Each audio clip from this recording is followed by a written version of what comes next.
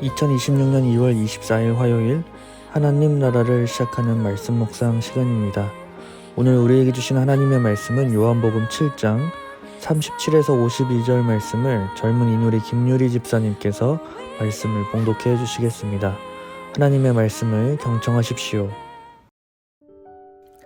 명절 끝날 곧 큰 날에 예수께서 서서 외쳐 이르시되 누구든지 목마르거든 내게로 와서 마시라.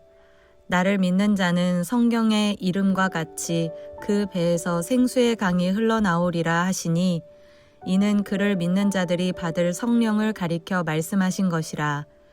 예수께서 아직 영광을 받지 않으셨으므로 성령이 아직 그들에게 계시지 아니하시더라. 이 말씀을 들은 무리 중에서 어떤 사람은 이 사람이 참으로 그 선지자라 하며 어떤 사람은 그리스도라 하며 어떤 이들은 그리스도가 어찌 갈릴리에서 나오겠느냐. 성경에 이르기를 그리스도는 다윗의 씨로 또 다윗이 살던 마을 베들레헴에서 나오리라 하지 아니하였느냐 하며 예수로 말미암아 무리 중에서 쟁론이 되니 그 중에는 그를 잡고자 하는 자들도 있으나 손을 대는 자가 없었더라. 아랫사람들이 대제사장들과 바리새인들에게로 오니 그들이 묻되 어찌하여 잡아오지 아니하였느냐. 아랫사람들이 대답하되 그 사람이 말하는 것처럼 말한 사람은 이때까지 없었나이다 하니 바리새인들이 대답하되 너희도 미혹되었느냐. 당국자들이나 바리새인 중에 그를 믿는 자가 있느냐. 율법을 알지 못하는 이 무리는 저주를 받은 자로다. 그 중에 한 사람 곧 전에 예수께 왔던 니고데모가 그들에게 말하되 우리 율법은 사람의 말을 듣고 그 행한 것을 알기 전에 심판하느냐. 그들이 대답하여 이르되 너도 갈릴리에서 왔느냐. 찾아보라. 갈릴리에서는 선지자가 나지 못하느니라 하였더라. 아멘. 오늘 본문이 되는 배경의 절기는 바로 초막절입니다. 39절에 보면 예수님을 두고 말이 많습니다. 저 사람이 그리스도냐? 아니다. 갈릴리에서 무슨 메시아가 나오냐? 종교 지도자들은 예수님을 체포하려고 하고 있고 또 군중들은 들은 소문으로 예수님을 판단하고 있습니다. 그런 한복판 사이에서 예수님께서 크게 외치셨습니다. 목마르거든 내게로 와서 마시라. 나를 믿는 자는 성경의 이름과 같이 그 배에서 생수의 강이 흘러나오리라. 오늘 예수님의 외침 이 두 부분으로 나눠서 함께 살펴보고자 합니다. 오늘 말씀이 배경이 되는 초막절 그리고 예수님 당시 초막절은 어떻게 절기를 지켰는지 이해를 하면 말씀을 이해하는 데 도움이 많이 됩니다. 초막절은 이스라엘 광야 40년을 지나 하나님의 인도하심으로 약속한 땅에 들어간 것을 기념하는 절기입니다. 광야 굉장히 덥고 메마르고 목마른 곳입니다. 근데 그럴 때마다 하나님께서는 반석에서 물을 내셨죠. 그래서 이스라엘 백성들이 광야에서 살 수 있었습니다. 시간이 흘러 예수님 당시 초막절 마지막 날에는 제사장이 실로암 연못에서 물을 길러와 성전 제단에 붓는 의식을 하게 됩니다. 이 붓는 물은 단순한 물이 아니라 하나님께서 우리를 살리셨다. 광야에서 우리의 목마름을 해결해 주셨다. 이후 오실 메시아 시대에는 더 큰 생수가 부어지길 소망하며 소망의 물이라 할 수 있습니다. 그런데 이 초막절 의식이 진행되는 그 한복판에서 예수님께서 외치셨던 것입니다. 목마르거든 내게로 와서 마시라. 더 나아가 이렇게 말씀하셨죠. 나를 믿는 자는 그 배에서 생수가 강물처럼 흘러나리라. 광야에서는 반석에서 물이 나왔는데 이제는 믿는 자의 배에서 물이 흐른다는 것입니다. 배, 복부로 번역을 했는데요. 좀 더 의미를 살려보자면 고대 히브리 사상에서는 감정, 의지, 생명의 중심을 가리킬 때 심장과 더불어 배를 사용했습니다. 단순히 신체 기관을 넘어 존재의 깊은 중심부를 가리키는 것입니다. 즉, 배 겉에서 나오는 것이 아니라 존재의 중심이 바뀌어 흘러나오는 것입니다.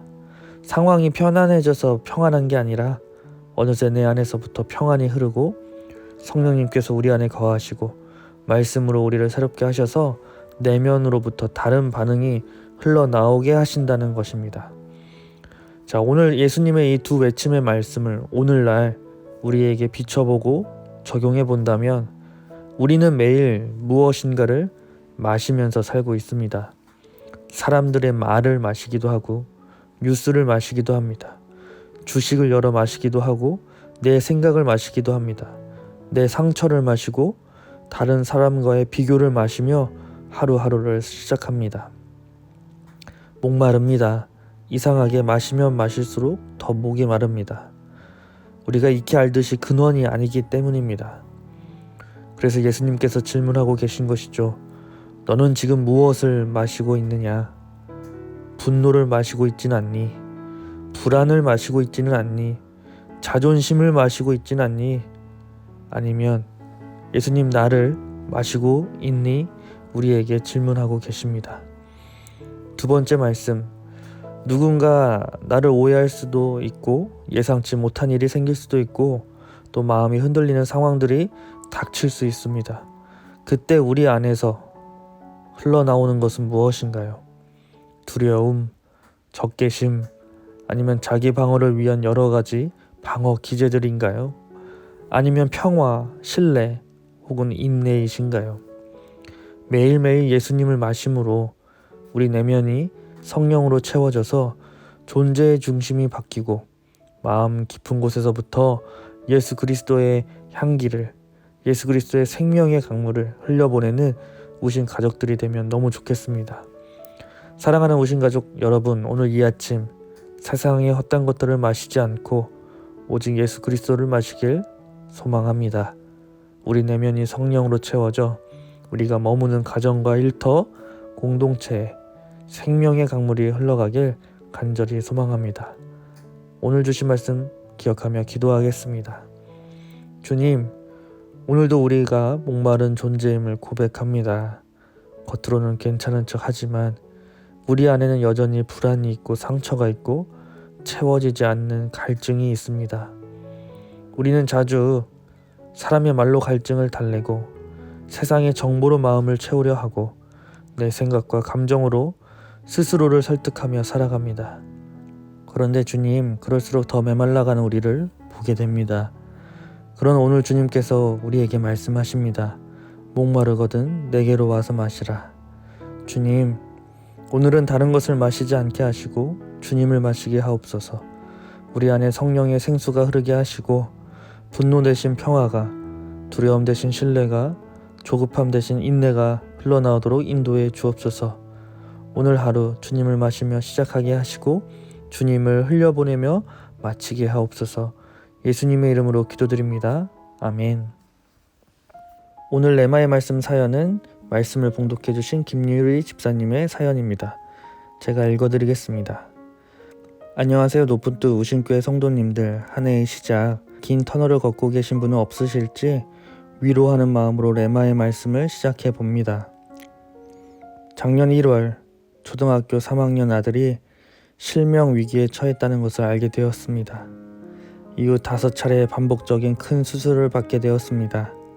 눈을 잃으면 어쩌지, 수술 속 고통 가운데 낙심하면 어쩌지, 긴 결석으로 학교 생활에 어려움이 있지 않을까, 또 수술해야 하면 어쩌지, 부모로서 어떤 위로를 해야 할지, 새로운 의사를 찾아야 할지, 어떤 도움을 줘야 할지 참 어려웠습니다. 결국 지혜가 부족한 제가 해줄 수 있는 것은 기도인데 평소에 잘하지 않던 기도를 하려니 딱딱 끊기고 하나님의 뜻도 헤아리기 어려워 막막했습니다. 부모로서 자녀의 어려움에 뜨거운 기도로 도와야 할 것 같은데 현실은 공기 속에 흩어지는 버석한 말들이었습니다. 하나님은 은유리를 낫게 해주세요. 입술로는 그렇게 고백하는데 마음 한구석에는 이런 생각이 자리 잡았습니다. 의사가 어렵다고 했잖아. 너무 기대하면 안 돼. 잘 안 되면 상처받을 거야. 유리야, 온유리 잘 나을 거야. 온전히 맡기고 기도하자. 확신에 찬 어조에 매일 새벽과 밤 기도해 주시는 양가 어른들이 든든한 반면 제 자신의 믿음은 초라하게 느껴졌습니다. 계속되는 염증으로 5번째 수술을 하는 전날 밤, 유난히 불안했던 아이와 말씀을 나누기로 했습니다. 함께 성경책을 펼치고 읽은 곳은 마가복음 5장입니다. 12의 혈루증으로 알아온 한 여자가 있어 많은 의사에게 많은 괴로움을 받았고 가진 것도 다 허비하였을 때 아무 효함이 없고 도리어 더 중하여졌던 차에 예수의 소문을 듣고 무리 가운데 끼어 뒤로 와서 그의 옷에 손을 대니 이는 내가 그의 옷에만 손을 대어도 구원을 받으리라 생각함일러라. 온유라, 엄마도 이 여자가 부러워. 어떻게 옷자락만 붙들어도 병이 나을 거란 믿음이 있었을까? 너는 하나님이 매일 수술로 눈을 깨끗이 치료해 줄 것을 믿니? 이 여인과 같은 믿음을 엄마도 갖게 해달라고 해야겠어. 저도 혈루병 걸린 여자처럼 수술이 잘 될 거라고 믿게 해주세요.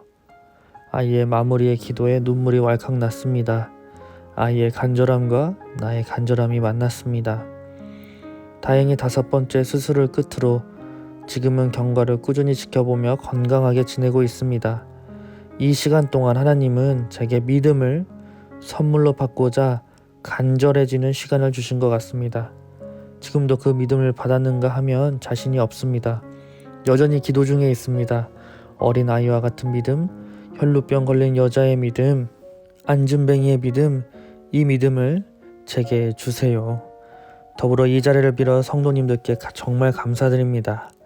수술날 병원까지 찾아와 손수 만들어주신 음식을 건네주신 권사님, 중보하고 있다고 위로와 응원해주신 성도님들, 우리 가정의 교회라는 울타리 안에서 이렇게 사랑받고 있다는 것이 큰 힘이 되었습니다.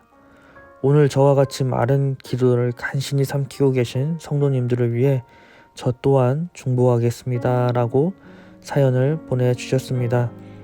우리 유리 집사님의 사연이 참 감사합니다. 또 좋은 경과를 보이고 있는 오누리도 감사하고 또 그 모든 시간 속에서 기도로 함께한 교회가 있었다는 사실도 또한 감사하게 느껴졌습니다.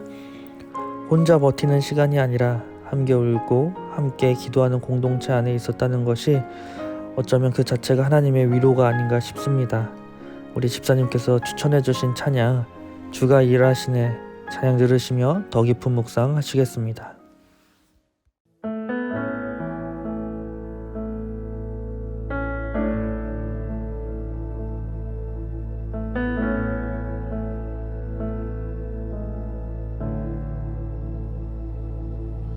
날이 저물어 갈 때 빈들에서 걸을 때 그때가 하나님의 때 내 힘으로 안 될 때 빈손으로 걸을 때 내가 고백해 여호와 이래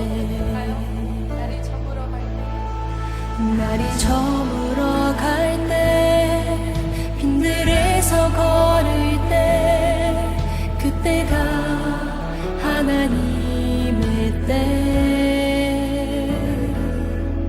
내 힘으로 안 될 때 빈손으로 걸을 때 내가 고백해 여호와 주가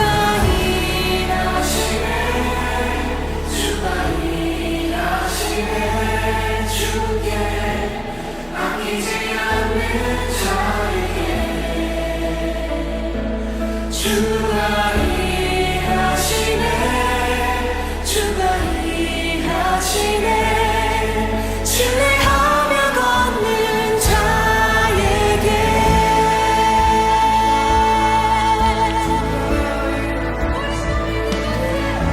우리 모인 이곳에 주님 함께 계시네 누리네 아버지 은혜